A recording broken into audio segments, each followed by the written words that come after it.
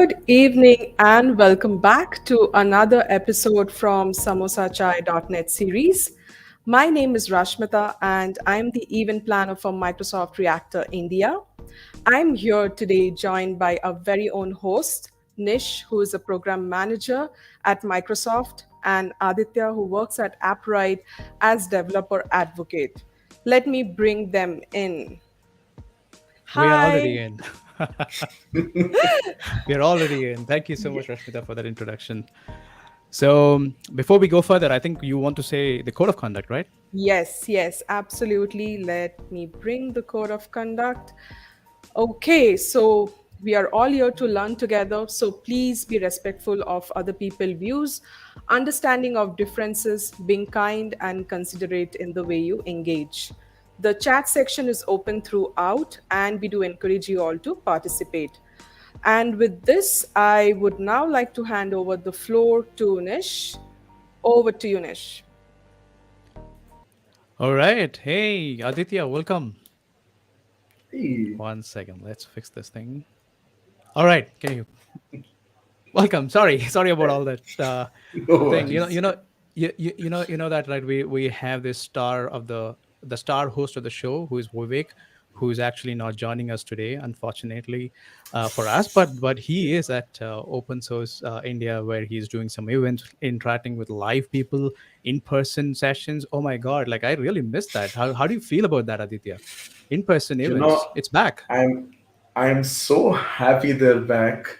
I've actually been traveling a bit lately, just going to different events, speaking about one of my favorite pieces of tech, and a few of them, which you can probably see here. Wow, .NET loves Oh me. yeah. Amazing.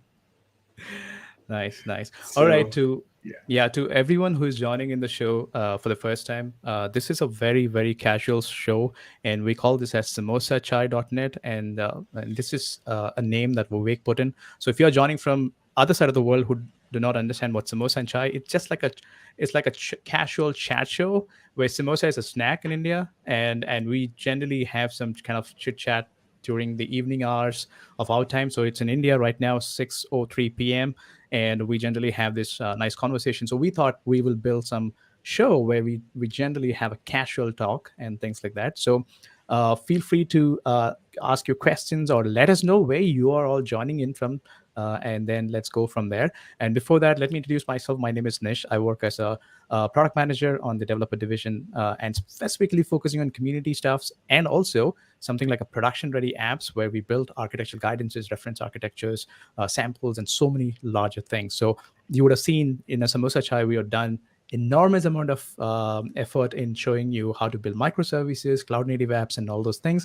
And this is a serverless September where throughout Microsoft, we are doing really awesome stuffs on serverless. And that's why we have this amazing Aditya Oberai today with us, who is going to take us through everything about servers and serverless and no servers and there is a server and all this conversation that we are going to have today. What do you think, Aditya? But before that, go ahead and introduce yeah. yourself. Absolutely. Honestly, I've been so excited for this session and for serverless September because serverless is one of my absolute favorite pieces of tech. Before I kind of jump more and get lost in the serverless world, though, hi once again. Thank you so much to everyone for joining in. I am Aditya. I'm one of the developer advocates here at Appwrite, which is incidentally an open source company as well. So we're all about open source today, right? With Vivek at Open Source India, we've got a little bit of open source here. .NET's open source, so we all love open source. Right. Yeah. Look who Uh, joined us on comments, I by the just way. Sorry to noticed. like look at that picture. It's so amazing. I've never seen this picture of it. I've always seen the other picture where he is very casual and chatty. This looks like a picture where I don't know, he's super serious, and it doesn't look like a samosa chai kind of a picture. I'm Anyway, sure after this one he'll be updating that. And I know you all had a very fun picture earlier of the both of you having samosa and chai, so maybe that's the one that should come up next time. Who knows? You know? who knows? Yeah, that's true. That's true. Cool. Yeah, So, are you ready, Aditya? Let's talk about serverless. absolutely. But before that, I want to some housekeeping stuff. So we are running this Cloud Skills Challenge. So you can join us using this link called aka.ms/samosachai.net. And you should be able to see the learn module there and go and complete that. It's pretty super easy ones. So get started if you are new to serverless world and you want to understand how to do serverless with Azure, and that's where Azure Functions comes into picture. So we'll get into those details in a bit. All right. With that, just one more thing.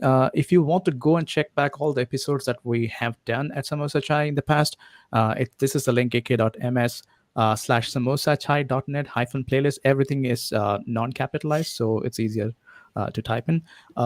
So yeah, that's where we are with it. And also one more link, which I have put it already in the chat here, which is aka.ms serverless September.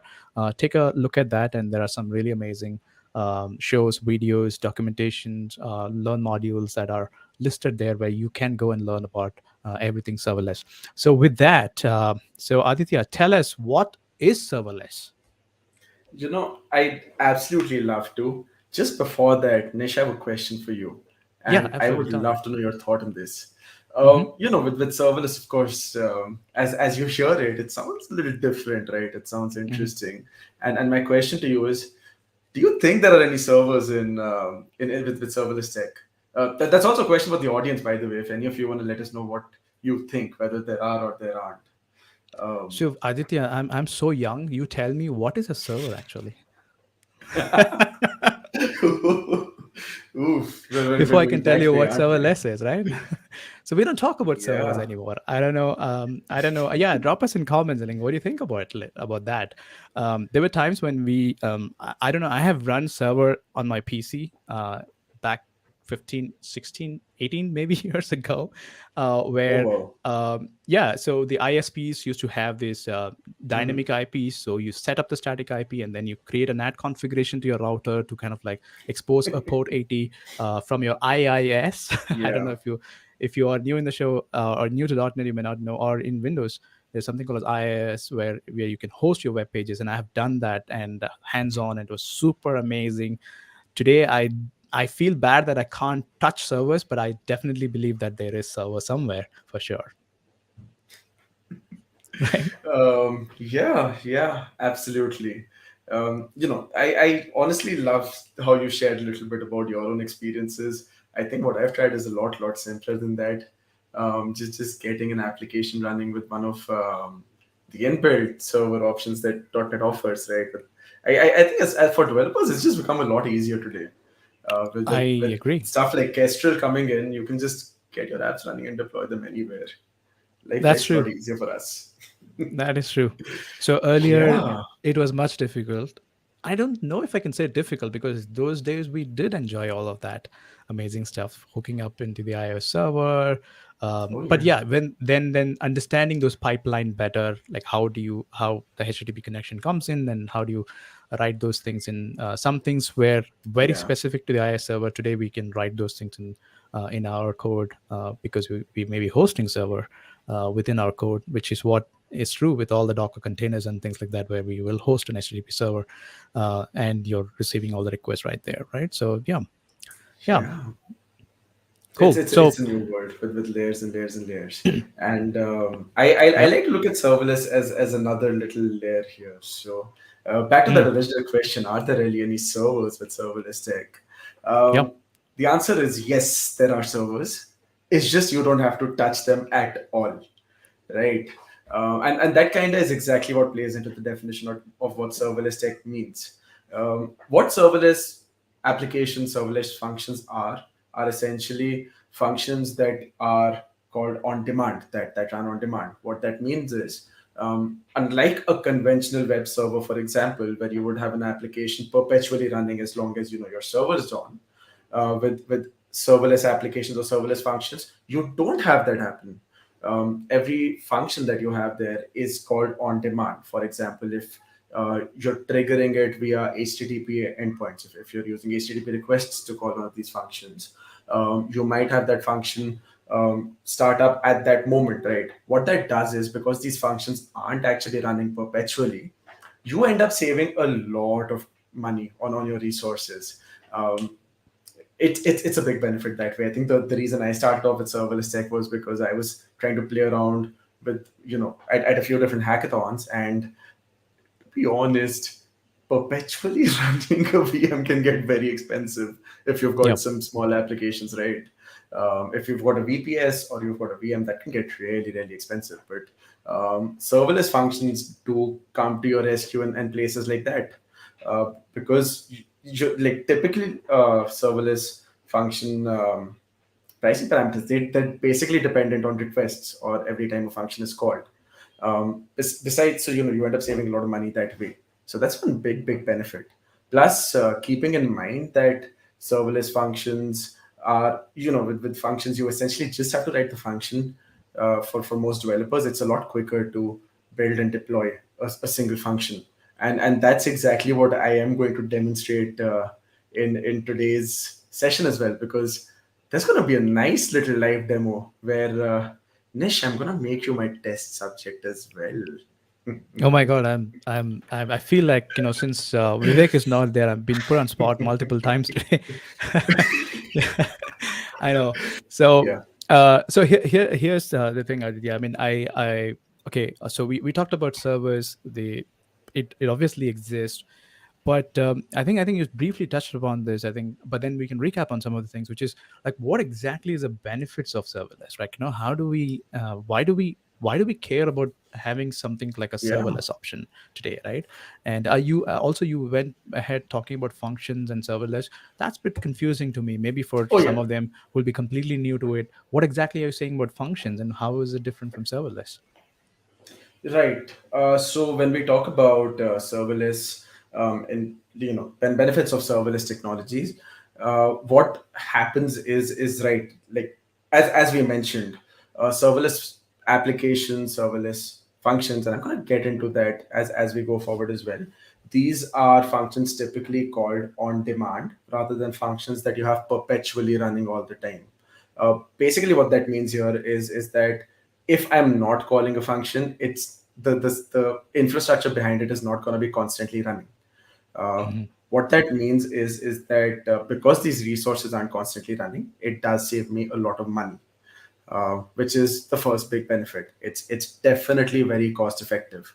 Um, Secondly, because these can be smaller applications or smaller functions, you typically have a quicker time to build, a quicker time to deploy. So it saves a lot of developer time. You could typically get these up and running a lot quicker than a conventional application. All right. The third benefit, a lot of times you would see smaller functions of this sort running on edge networks or networks closer to the user. So that is a big benefit by a lot of providers as well, because it allows you to decrease latency. Um, Again, on top of that, because serverless functions, at least keeping in mind platforms such as Azure, because they're running on such fast networks, you do tend to see higher availability and reliability all across as well. So these tend to be some of the benefits of serverless tech. Now, coming to functions or serverless, right? I think it's not as distinct as it might seem in a lot of cases, because with serverless applications and functions, it might seem very different. But I typically tend to see serverless functions as a subset of the overall serverless applications ecosystem, right? Because with functions you could just have specific pieces of code, but lately we've Yeah. been seeing newer innovations in this space with serverless databases coming through as well. And I think, I believe, if I'm not wrong, Cosmos DB has a similar offering now as well. Yep. So yeah, like the service ecosystem is becoming more and more vast, and functions is a subset of that. Functions, particularly, which you can also, if you keep in mind conventional cloud models, if you want to call it functions as a service, what it lets you do is it lets you write specific smaller pieces of code and deploying it to these networks. And then they're working on the same infrastructure essentially. So that's what functions would be. And that in but by saying that, we've essentially just effectively defined what Azure functions are as well, because Yep. it is functions as a service offering that Azure has. And Yep. in my opinion, in my experience, it's also my personal favorite because I've been trying serverless offerings across platforms lately. It's just I like working with serverless tech, and Hmm. I think the developer experience functions has offered me with the tooling you have to test on your local device, with the tooling you have directly integrated into some of your favorite code editors like VS Code, for example, make it a fabulous option to work with. So, Correct. Hmm. yeah, that being Yeah. said, without much further ado, let's get started with our. Yeah, let's get Let's see started. Let's how. see. I mean, you talked about the tooling, so I'm more excited to see what the tooling that you are excited, because I know I work for Oh developer yeah. division and I'm excited about all the tools that we build. It's so Ooh, amazing. So yeah, I want to see from you, how excited are you using those tools that we built? All right, I'm going to absolutely. bring up your screen here. Awesome. So, just while this is up here, a little point, a little disclaimer for the audience. If you see me looking at the right side, it's basically because I've shifted StreamYard here. So, I'm essentially doing that just to make sure I have an eye on the chat in case there are any questions coming in or so on. But yeah, it basically just means I'm looking at my StreamYard instance because I'm going to be using my main display to kind of build and work with uh, and actually do this live demo. All right. So just getting that out of the way. For this little live demo, what we're going to need is four specific things. And chances are, if you've looked at the Cloud Skills Challenge, if you've checked out that module, you might have come across these already. So the first thing we're going to use in this live demo is VS Code. If you need help installing VS Code, it's actually pretty easy. Let me do that for you. I'm gonna go ahead. I'm gonna zoom in because that makes it easier to see. And I'm gonna search VS Code, and I'm gonna zoom in again. And we've got VS Code, so it is that easy to get VS Code set up. Mhm. Um, Secondly, I am going to be writing these functions with .NET, um, and I'm going to be using .NET 6 in particular because I like working with C Sharp and .NET. Right? You can see that here. Um, there is a pretty easy way of installing .NET as well. You go and enter .net, which is a really cool website in my opinion. I love this name, uh, and that's going to take you to the .net website. And you can go ahead, click on download, and there we go. We'll use the .net SDK here.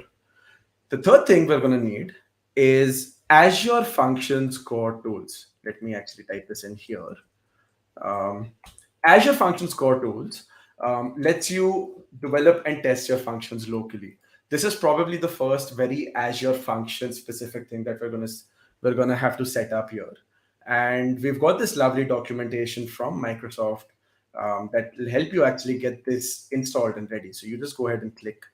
We've got core tools versions. We're going to install the latest for sure. All right. And then based on the operating system you've got on your local device, you can choose whichever one you want. Right. I use Windows, so I have the Windows 64-bit version set up already. And for VS Code debugging, you do need the 64-bit version. But that being said, they've got um, you know a setup for macOS with Homebrew and for Linux as well. So you can go ahead and get this set up on your system as well.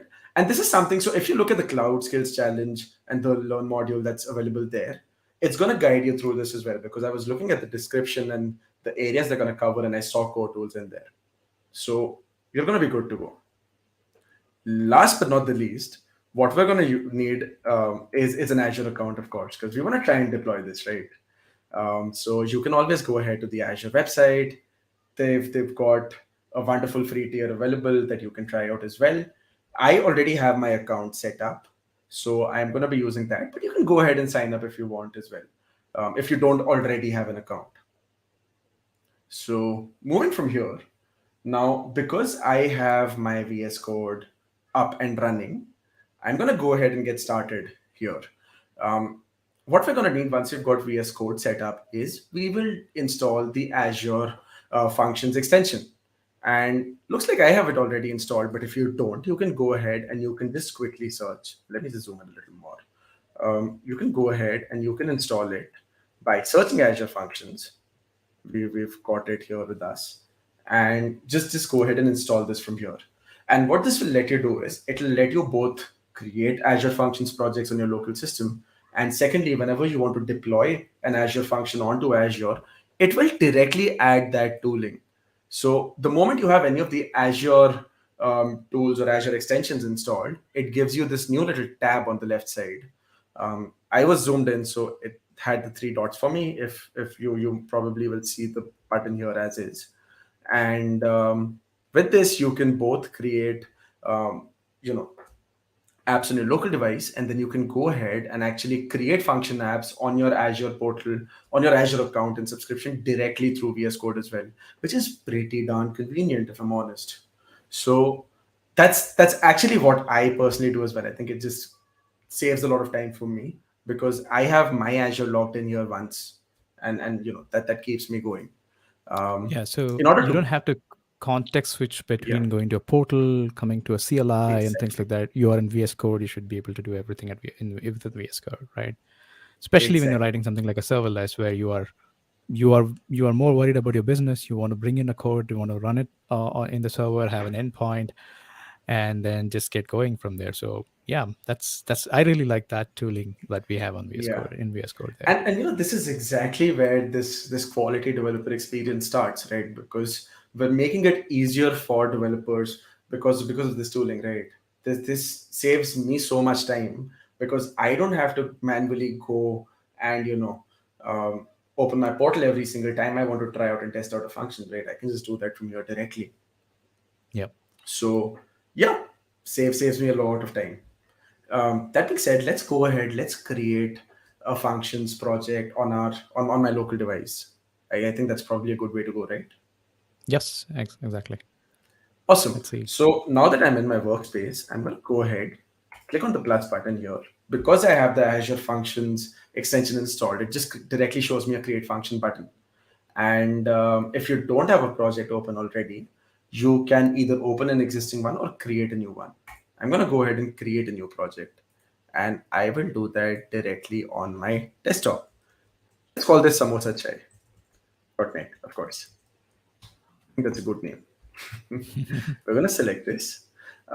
As soon as you create a project, you can see that there are a few different language options you can choose, which and these are all runtimes that Azure Function supports. You've got C Sharp, you've got JavaScript, TypeScript, Python, Java, PowerShell, and you've got custom handlers you can create as well. I like C Sharp, so I'm going to go ahead with that. Keeping in mind, of course, this little session as well. Now, as we go forward, we can see that we've got a few different runtimes we can choose from. I'm going to stick to .NET 6 for now, um, because I like to have my LTS versions, my long-term support versions. Um, I'll probably start hacking around more with .NET 7 after .NET Conf for sure. That's definitely my plan. But Yeah. for now, .NET 6 is the way to go. Now, when I have .NET 6, you might see that we've got LTS and isolated LTS. Um, what this essentially means is that for .NET, Azure supports in-process functions and out-of-process functions. The difference between these here is, so with in-process function runtimes, we've got .NET directly heavily coupled with the host process, right? The host process is what the functions runtime here uses to ensure that your Azure function is up and running.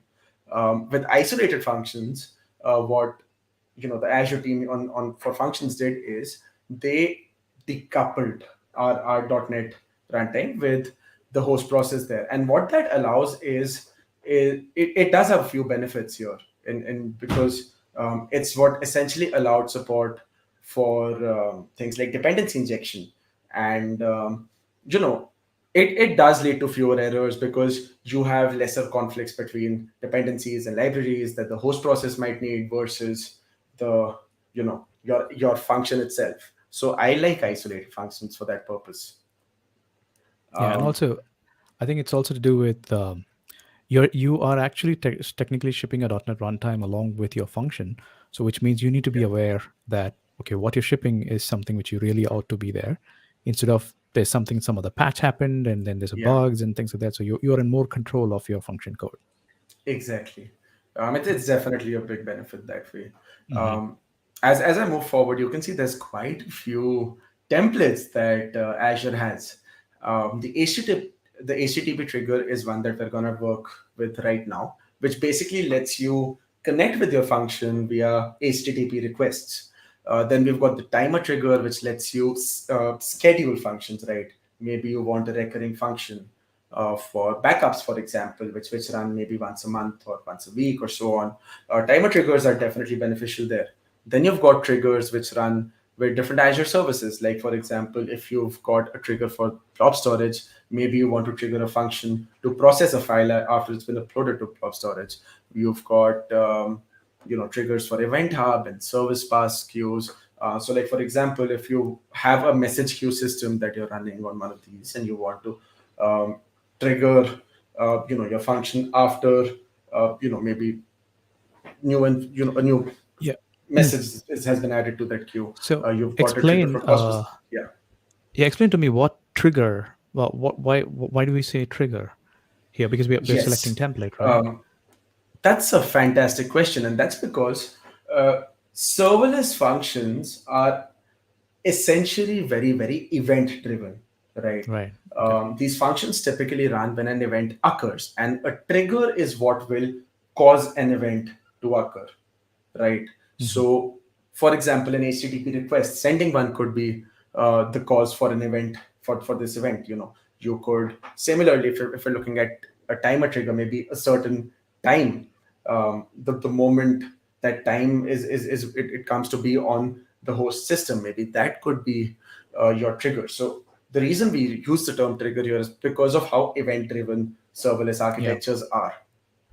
Um, And also, as you yeah, mentioned, I mean, it may be your function you may not be paying when the function is not even working, right? It's not even consumed. exactly. So the trigger basically ensures that your function is awake and it is being given a task to do, Yeah, and that is the point where that's the hook where it will going to start its process, exactly. right? Cool. Um, So we're going for to this work on demo, HTTP. yeah. Yeah. Go ahead. So yeah, for this demo, we're going to use the HTTP trigger because I think it's going to give a good sense of familiarity for a lot of folks who've worked with APIs, who've had these conventional APIs deployed on maybe VMs or VPSs, or even maybe a platform as a service solution like Azure App Service, for example. I think it's going to be a good way to understand how this could work, right? Yeah. So As we I go want to. forward, yeah. Yeah, I want to ask. I mean, I don't know if it's the right time to take this question, but if you are comfortable, you can take this question right now, which is the serverless based on cloud native? Oh yes, it definitely has been heavily driven by a transition to cloud native architectures and solutions, right? Yeah. Um, In fact, I would go ahead and say that serverless is kind of the cloud native because it is oh born yeah, in the cloud. It is made for absolutely. the cloud. It's everything that where you are going with pay as you go kind of a thing, where you are actually paying only for your consumption and things like that. So definitely, everything that you hear about serverless is a very cloud native like terminology there. Yeah. Go ahead, Oh Aditya. yes, absolutely. Now, next thing that I'm going to do here is we need to give our function a name, right? Mm-hmm. Now, keeping in mind that I think we already warned you that you're going to be a test subject, I'm going to Yeah. keep a fitting name Waiting and for we'll it. call it prank because this is going to be a fun prank we have. Now, as far as the namespace goes, this is you have a lot of freedom here to name whatever you want because the namespace essentially in C# and .NET it refers to a collection of classes, right? So here we've got a lot of freedom. I'm just going to leave it. Or I'll tell you what, I'll change it. I'll call it my.function for now. That's the namespace we'll use. One of the last steps before this function is created, we need to select the access rights. Now I'm going to use anonymous here, but just because we're working on this for a quick little function, we're going to be testing it here. But in more production environments, you probably want to use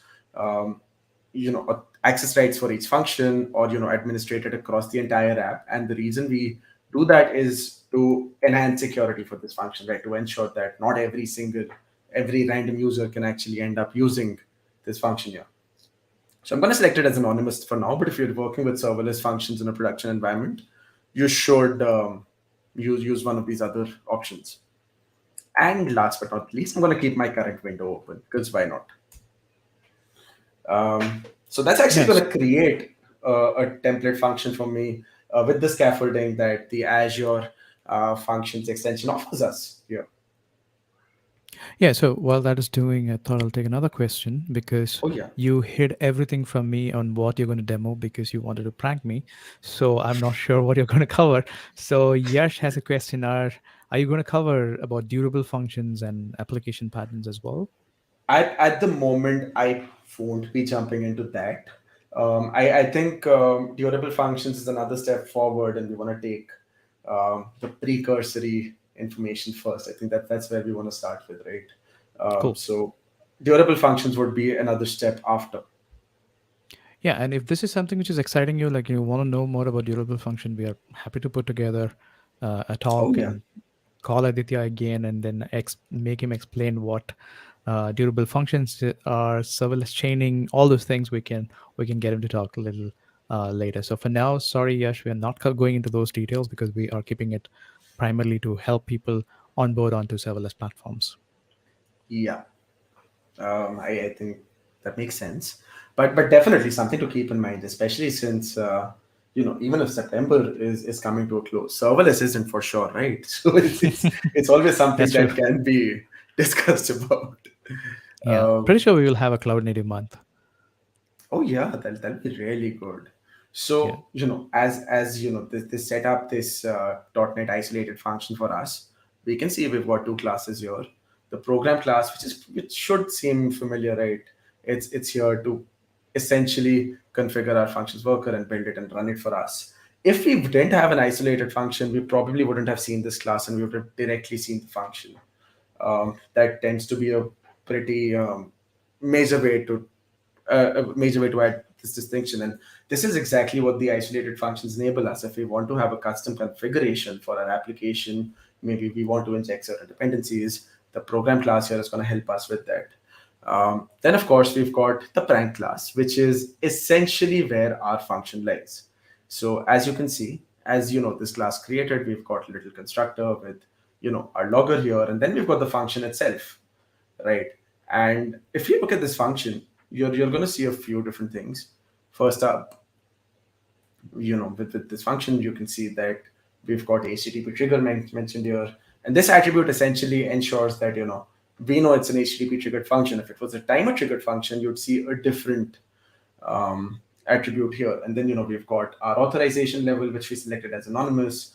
We've got get and post mentioned here as well, because this basically tells us that we can use a get request or a post request to communicate with this function. You can actually go ahead and remove one of these as well. And then lastly, we've got our request data. So this lets us get information back, from where this lets us get back information from the body of a request that is sent in. So if you've got a query there, for example, that is present, you would use the request class here. That this is going to get you back that data to ensure that you can actually use inputs from people as well. And with this function, we can see that it's basically creating a very simple little response here. It's just sending back a message, welcome to Azure Functions. So I'll tell you what, before we go further, considering we've got our little hello world here, let's go ahead and let's run this, right? So I'm just going to quickly go to run in debug. I already see that it's got the attached to .NET Functions option, and we're going to run this.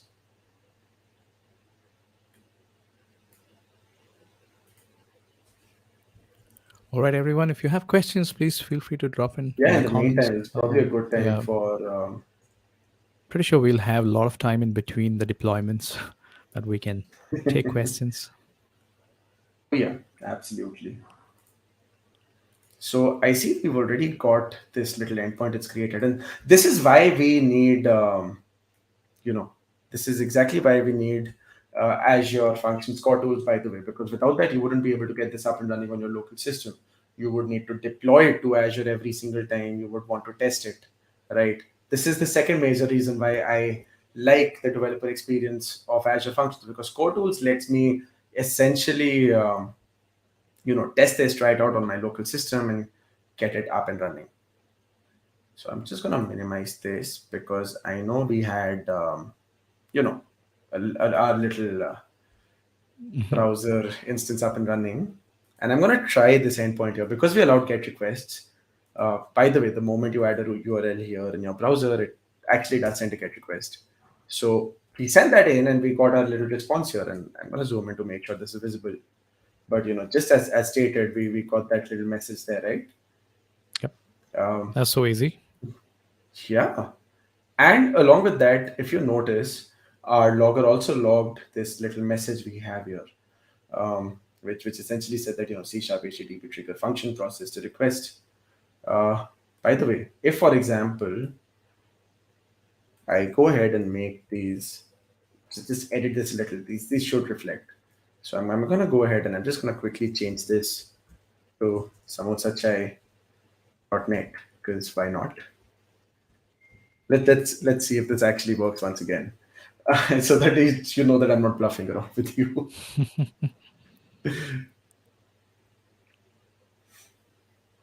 We are in desperate need to build an API for samosachai.net website because right now it's very static.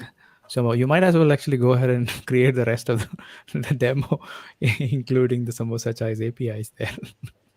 Since you just said welcome to samosachai.net there. Oh yeah, that could actually be that. Considering I totally believe I kidding, am don't worry. aware that we've got the samosachai.net website on GitHub and Hacktoberfest is coming up. This could actually be a fun little initiative now, wouldn't it be? Yeah, absolutely. Yeah, okay. So I think our updated version is deployed. Let me go ahead and reload this. And yeah, that did update for a change. So and just by the way, if you see our log here, it's exactly what we stated, right? So yeah, I wasn't bluffing. It does actually work. Now let's do one thing, right? Let's talk about this prank app that I was telling that I'm going to create here, right? So I think one of the applications I like to work on is I like to go ahead and rickroll people. And are you aware what a rickroll is, by the way? No, explain to me. Sorry. Oh, lovely. So what a rickroll essentially is me just going ahead and randomly running this little song for you by Rick Astley called "Never Gonna Give You Up." So if I go by, so if I'm not sure if my audio is gonna go through, but yeah, it's a really fun little song. Okay. Let me know if you can hear this, by the way. Nope. I don't think the audio it's coming in. Oh, it's not running? 1 second. Did that work? Oh, wait, it paused it, Nope. I think. Yeah, never mind. So it's okay. We'll get a demo of that later on. But essentially, it's a really old, fun little song. Came out. Okay. Wow, this video is 13 years old now, and it's been a classic prank over the years. So we're actually going to use one of my favorite pieces of tech, and that's Twilio to prank people here, essentially. Right? This is going to be fun. Okay. Right. And How does that I'm sound the to you? person to take that prank today. Yes, you're going to be my test subject for this. Okay. I'm actually very curious that you showed me some nice video and we are still talking serverless and you said the word pranking and I'm actually excited about what you're going to do with all these things now. Ooh. And I I have no idea what you're sincerely going to do. hope I sincerely hope that remains the case at the end as well, because I know I've frustrated quite a few people in the middle with this little prank. So keeping my fingers crossed there. But yeah, it's actually a fun little prank. I absolutely love it, and Okay. I think it's going to be great. So let me go Cool. ahead now. I'm going to go back to my Azure Function here. First thing we need to do, right, is we want to make sure that we actually have a way of getting a response from someone, right? We want to make sure that this function is actually able to take a request. So what I'm going to do here is, I'll tell you what, let's work with get queries here in the meantime. That's probably a good way to go. First things first, I'll probably just comment this out in the meantime. Right? And I tell you what, the way I'm going to do it is I'm going to give you a call and you're going to get pranked. And I'm Okay. actually going to make you into the number into the API for that later on. But we do want Okay. to make sure that we're able to actually get a response, right? So I'm going to go Mm-hmm. to request here, and you can probably see it's got a lot of these functions. We've of course got the body here as well. And what I want to do is I want to make sure that I can get this information back. So I'm actually gonna go ahead and we're gonna get information from the request body here. All right. Mm-hmm. So I'm gonna go and read the byte stream that is sent here from the request body, and we're gonna convert that to a string essentially. But we're gonna take that as a string here. Oops. What this is gonna do here is it's gonna give me a little string. Actually, I tell you what, let's just change this to body because we're gonna get the number out of this later on. Okay. All right. Right now, I'm gonna forgo a good practice that ideally everyone should have, and that is proper error handling. But just for test purposes, I'm just gonna go ahead and I'm gonna take the number out of this directly by you know we've Mm-hmm. got this string here. And I just skipped a step. I just realized So we you're actually reading need to some content from deserialize the this string body, into right? an object as well, right? We, Yeah. we want to So make sure you're that we can. basically, yeah, good, good. Sorry. Yeah, I'm just making this up as I go. uh, but anyway, by the way, we do actually need to be able to deserialize this string Mm-hmm. we've got, the body we've got. Mm. And the way I like to do that is to use this fun little package called Newtonsoft.json. Mm-hmm.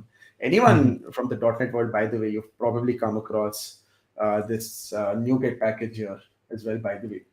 And Yep. if there's someone not from the .NET world and who's hearing NuGet for the first time, you've probably heard of npm or pip, right?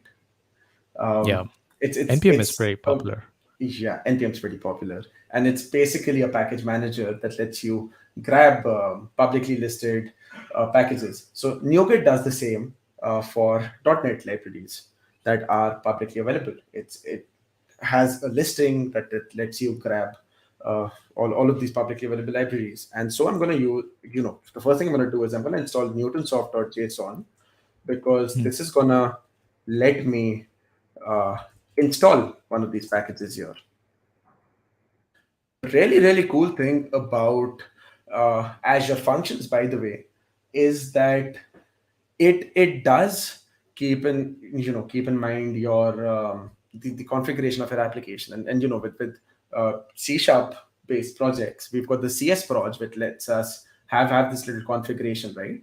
So Mhm. it'll actually add a reference to this package here. So even after the function is pushed to Azure, the moment we want to run this function, it Mm. is actually going to get install all of these libraries here, and that makes life very convenient, right? Because dependency management just becomes a lot easier this way. Yep. So yeah, what we're gonna it's actually already installed this. So I'm gonna go ahead, I'm gonna go back to my function now, and You we're might as gonna well want to push the solution, that explorer, towards a little left so that you have more space to type in. say, No, I was saying that, oh if yeah, you that's want a to good move point. this a little, yeah, good, there you go. Yeah, and what I'm gonna do is I'm gonna go ahead and convert this string using the library we just installed, and we're gonna deserialize this object in the meantime, right? Hmm. We're gonna take this JSON string we have. What this is gonna do is it's gonna create a dynamic object for me.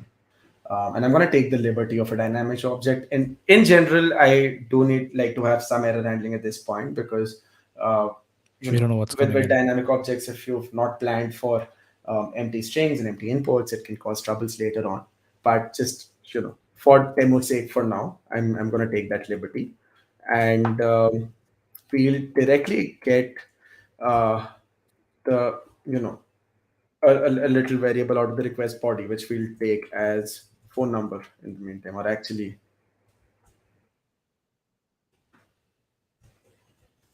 now this is kind of where it gets a little tricky here because I've noticed It shouldn't be fast. Let me do one thing.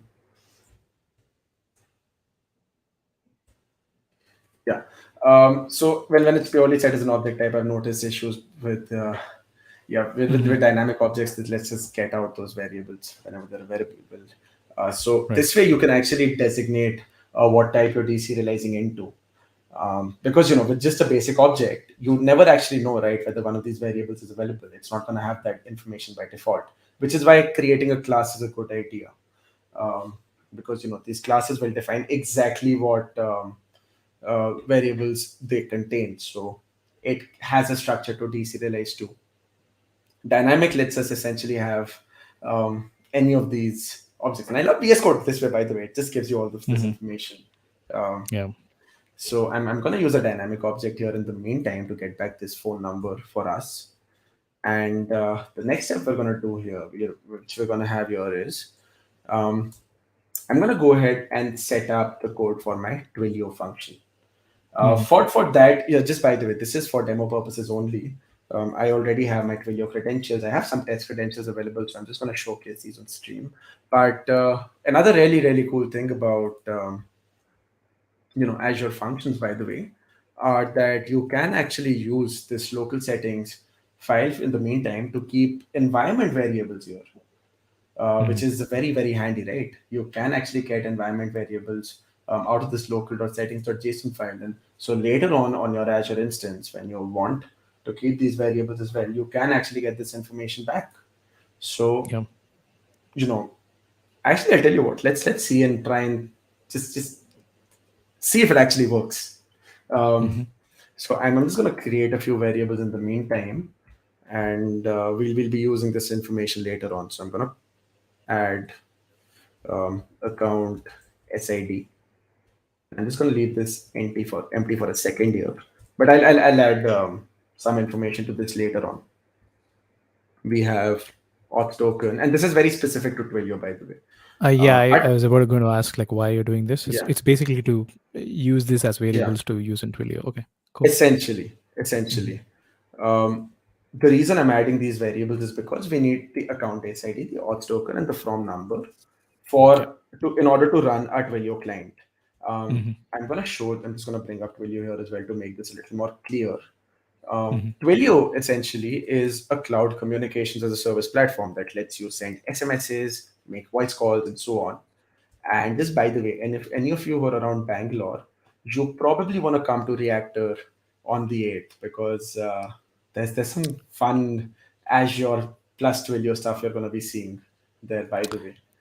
With Vivek as well. Yeah. So Vivek and I are going to be there actually. But we're going to have a lot of fun. But yeah, basically, I'm just going to quickly log into my Twilio account. You can create one by going to twilio.com, by the way. It's one of many cloud communications platforms that are available. We've got alternatives like OneEdge and so on as well. So you can go ahead and look at your preference. I'm not going to delve too much into how you can avail a Twilio phone number at the meantime. But as you can see, because I have all of these, you can notice my account SID, my auth token, and my Twilio phone number here, right? So I'm going to go ahead and quickly just copy and paste these. And because these are just demo credentials that I have, it's okay. Like, even if they're on stream, that's all right. Not a big issue. I'll reset these later on. But in the meantime, I'm just going to go quickly copy and paste these because we're going to be using these values later on, right?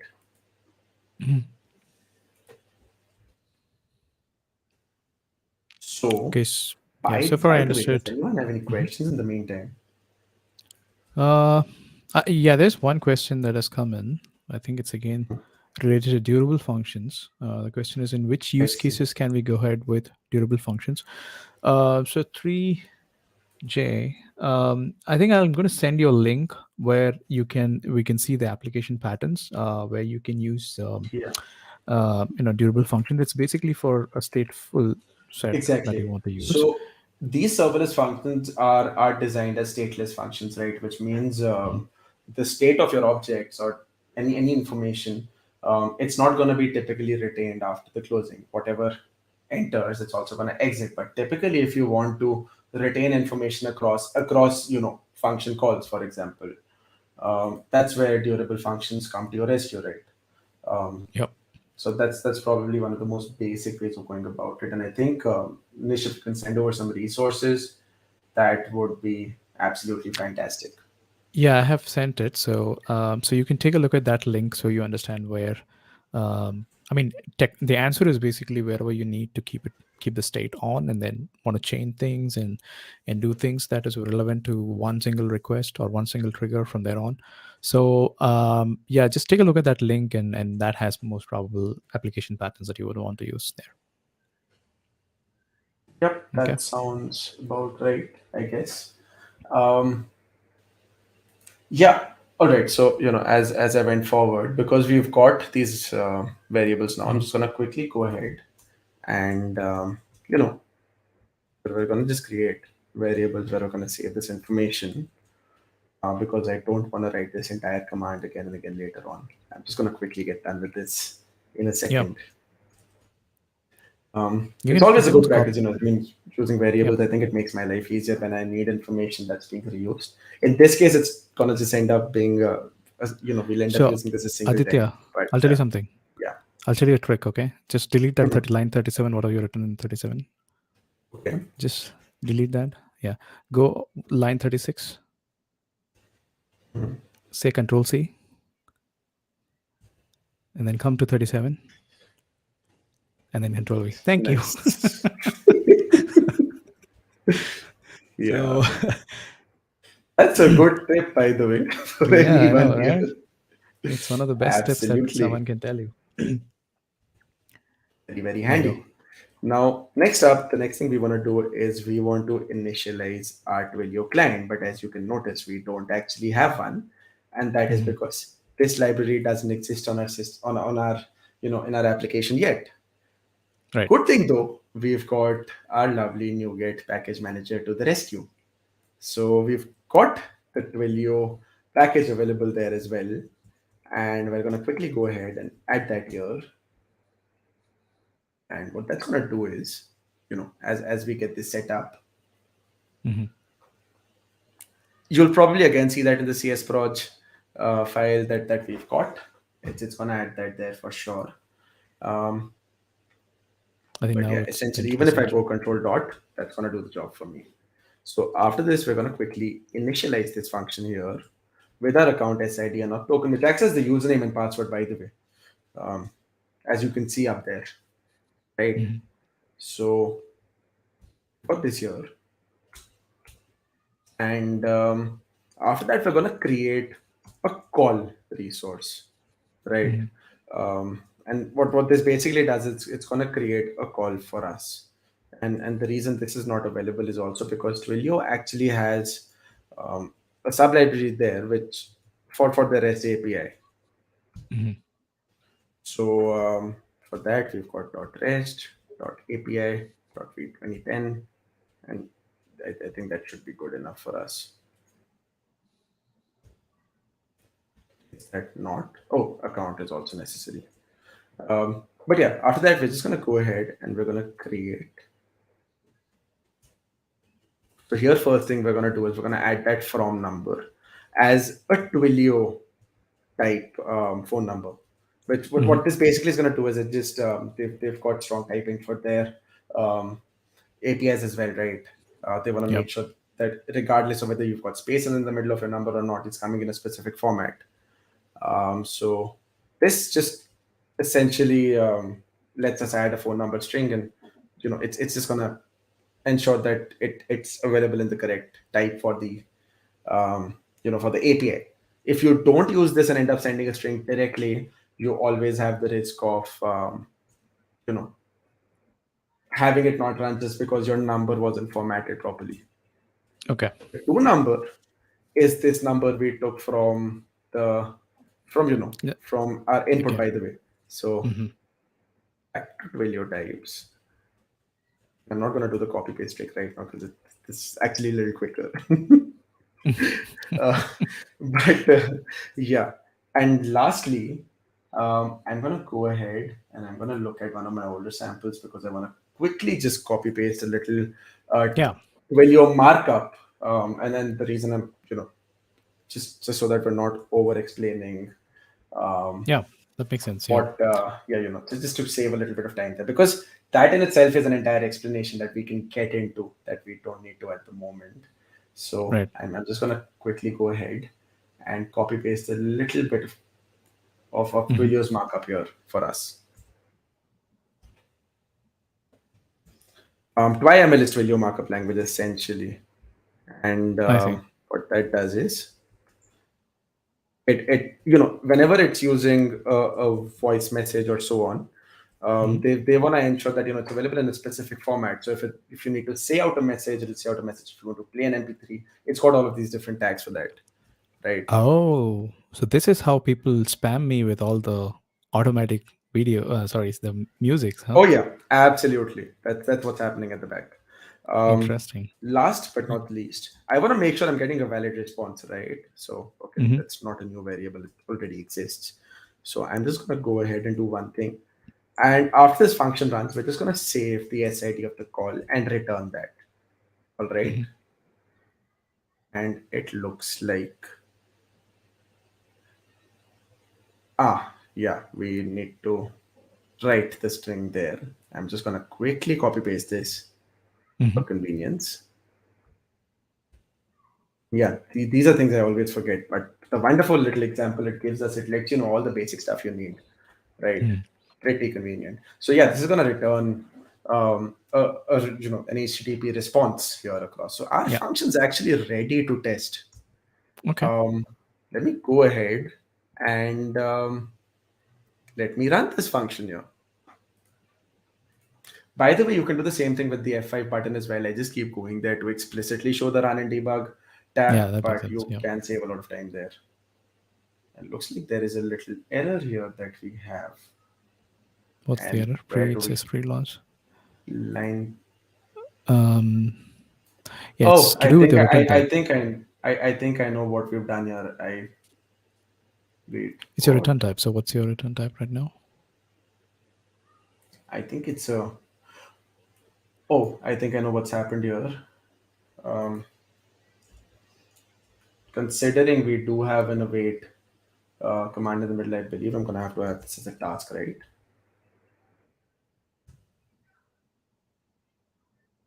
I think that should do the job for us. Yeah, it hadn't been So added. where did you do await on this? I had an await call when I was grabbing the body. Okay, Um, stream reader. Okay. Hmm. yeah, that should get us up and running, hopefully. Yep. So what I'm gonna do is right now, because I've got this command locally, I'm Hmm. gonna send in my phone number, and I am the way I'm going to do that right now is I've copied that. I'm going to get my Postman up and running quickly because it makes my life a lot more easier Yeah, you wanted to prank than me, and you're not. gonna put your phone number there. So that's because I'm running it locally now. I'm going to run that. Okay. I'm going to push that to Azure and then I'm going to prank you off that. So that's what I'm going to do. But yeah, we've got my Postman here. Hmm. I'm not sure how to zoom in on this at the moment. But yeah, we've got. Sheesh, this is actually really, really small. Let me see if we can zoom into this. Do you use something called Zoom It? I don't have that, unfortunately. Okay, do you use a Windows Oh, wait, magnifier? font size. Let me change this to. Yeah. Yeah, I'll probably have to look at this, but at least we can see Yep. what request body I've got here. So, I'm just going to quickly go ahead and have phone number, and I'm going to add my phone number there. So please don't keep pranking me after this, because I don't like to be pranked all the time. But yeah, looks like there is an error, and let's see where that error came. I'm gonna need So, to zoom out see the phone slightly. number. What? How did you? Is it correct? Um, Typos? No typos there. yeah, it looks like the Twilio type phone number has some invalid arguments. Wait, let me do one thing here. If not, we can try debugging this as well, because It seems to have an issue at the time where, um, yeah, with the phone number in particular. So let me go ahead and do one thing and actually check what exactly is going on when this is called. And the good thing is we can actually get back this entire information, right? Mm-hmm. Just gonna quickly.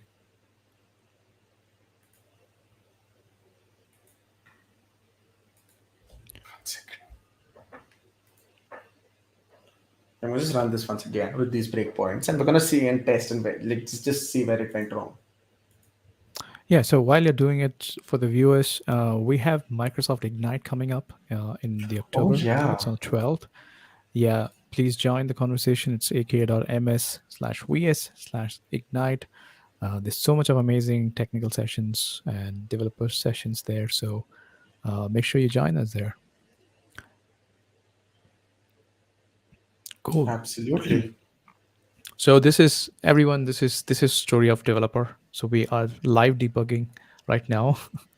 absolutely. If okay, so we are getting a number there. Mhm. Hmm. Could it actually be because we had an issue accessing the environment? Because now I'm actually wondering if that's where things went wrong. You do you have this code running in your server right now in the Azure Functions? It's running on my local device, but No, I looks mean, like do you have another this. copy which is running in your functions somewhere? I There. I think I should. Let me go ahead and check once.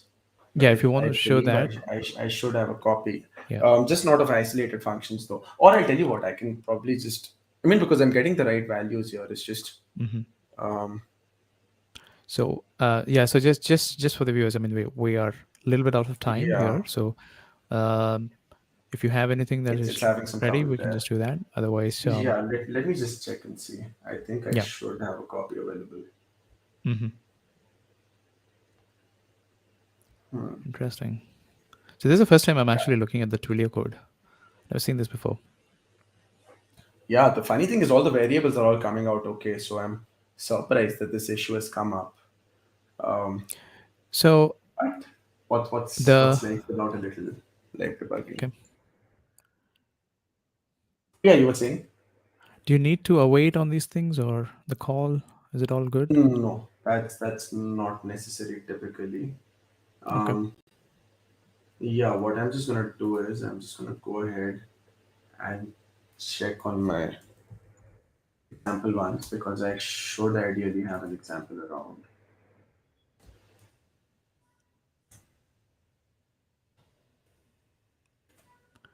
Cool. So I do have an example on my GitHub that I can quickly pull. Um,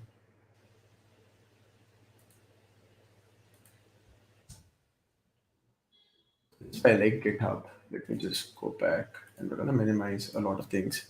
Um, and I'm gonna go ahead and open my terminal. Hmm.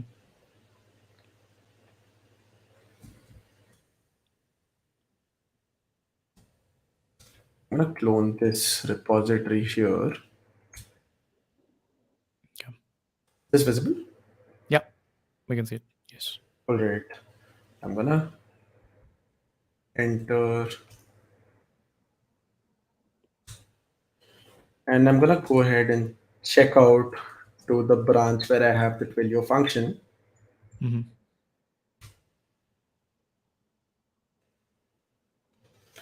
and we will just go ahead and open that in VS Code now.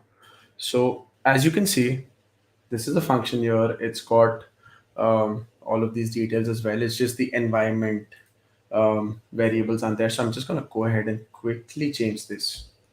I'll Yes. just straight up add these values at this point because these are demo values that I have. But this Hmm. is a tried and tested function, and this is not an isolated function, by the way. So if Yeah. you notice this function here, this should look like this is how your in process functions look like. All Yeah, and right. also I think you're reading it from the query string, right? Or So in this function was created with the get query. The other one was created with the post body, keeping in mind Acha. that. Okay. Yeah, so that is the basic difference. Mm-hmm.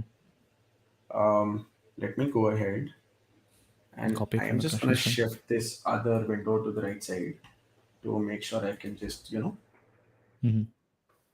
quickly copy these over.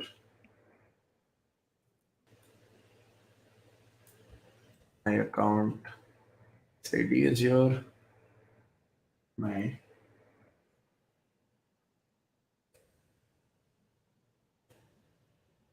and our phone number. So that being said, that looks like it's good to go. Okay.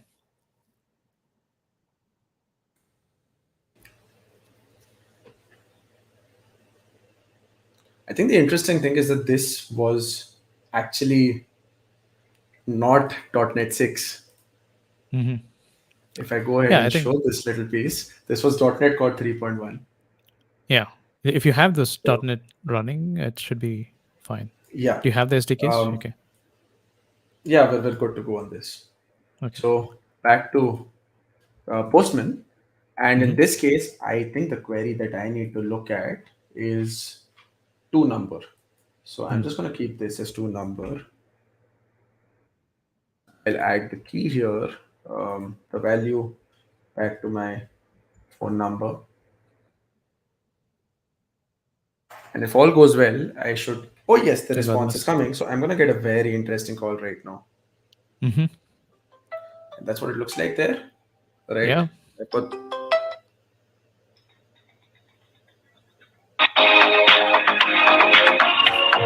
I think the sound is out. Yeah. Now we can hear. Yeah. Cool. So I can actually, because we've got this function up here, I can actually quickly go ahead and deploy this to Azure right now. So we can Mm-hmm. prank you as well if we want. So the wonderful thing about Azure here is it's actually got this deploy button available as well. So I Yeah. can deploy this to a function app. Um, and I already had one which I actually don't want to use. So I'm going to create a new function app, which we will Mm-hmm. call Samosa Chai Rickroll. Mm-hmm. This, well, we're Rickrolling. We're back to .NET Core 3.1 in this. Central India, I like to keep the nearest zone available for me, Yeah. which is what I typically recommend folks as well. And what it's going to do here is, if you can see the activity log, it's creating the function app for me where this function will be deployed. Mm-hmm. All right. So as soon as this function app is created, and parallelly, you can actually see these updates. Once you're logged into your Azure as well. By the way, Yeah. so once I go ahead and I check my um, wait.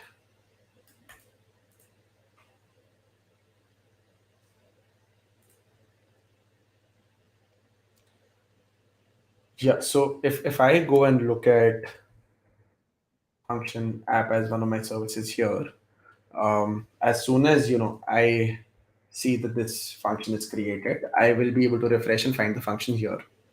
Mm-hmm. So it's, Yeah. it's So it's still going to take a creating the bit of function time. app. Yep. It's almost through, fortunately. Mm-hmm.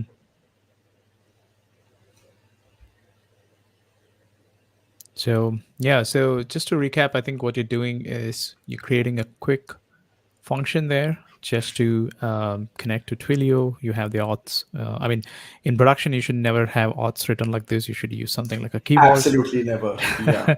So this is only Um, demo purposes, and yeah, by the time exactly. we end this Environmental. thing, Yeah. And environment variables for the win. Always, always, always. Never ever yeah, use auth directly like this. yeah, not Oh, just so environment you variable. can see. I'm talking about to go even further and store it in key vault Yeah. and not store it anywhere anymore. Oh, yeah. That's a good point. Yeah. So now that this function app is created, as you can see here, Mm-hmm. I'm going to go ahead and I'm going to just deploy this function app quickly. Yeah. And it's So the first thing was it created the environment for us where the function, everything related to the function is ready. Now you're deploying the code, right? yeah, exactly. Okay. And the way it does that is it asks you what what runtime you're using, and the good thing about VS Code here is it does help detect that to an extent, which it did with this function, by the way. Yeah. So that makes your life a lot easier. Hmm. And now it's just going ahead and deploying that, and I can quickly see that in my output window here. By the way, for Yeah. now I've directly deployed it, but in the future, if you want and you want to make your life even easier and you don't want to deploy this every single time, you could actually set up CI/CD directly with this as well. So while Yep. this is setting up, I'm going to take the liberty to show deployment center here.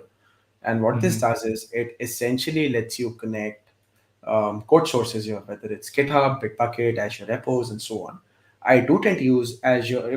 I like to use GitHub a lot for this purpose.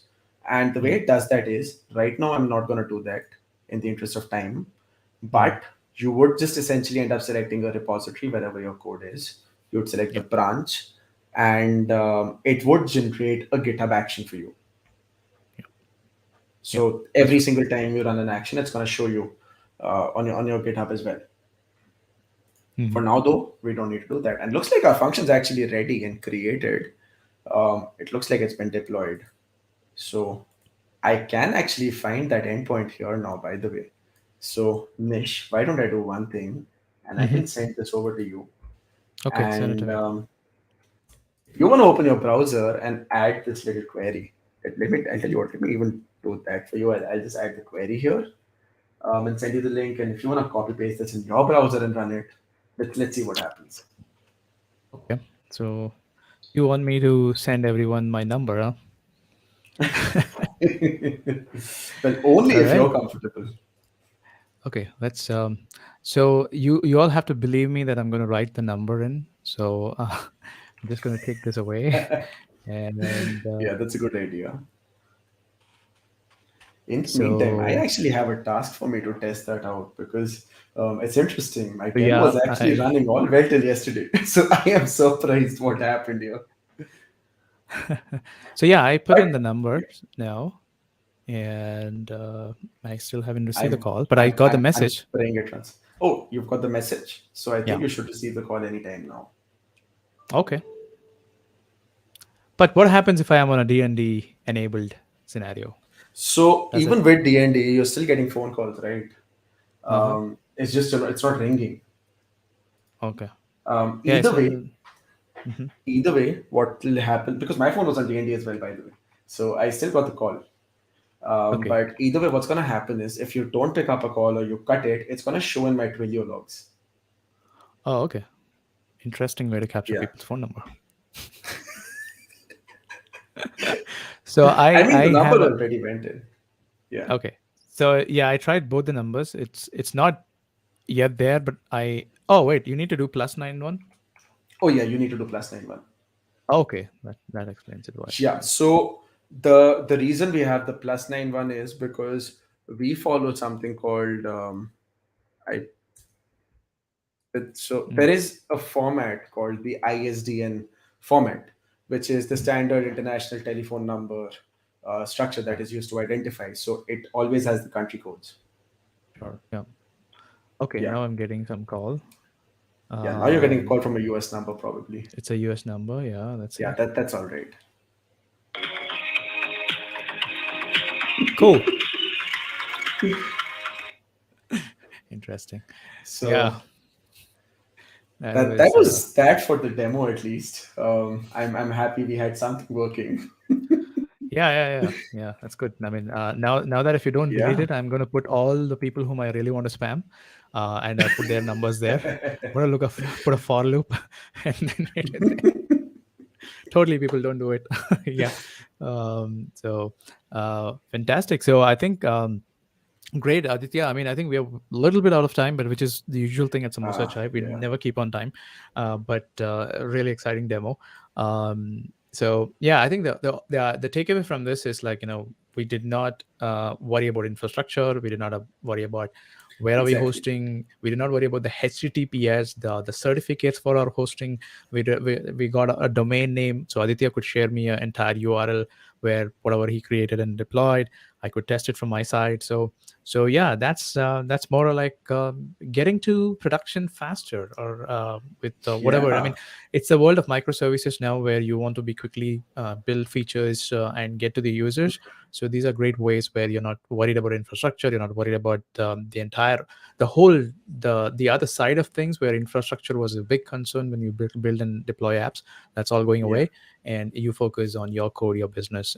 So that's what you need to do, right? exactly.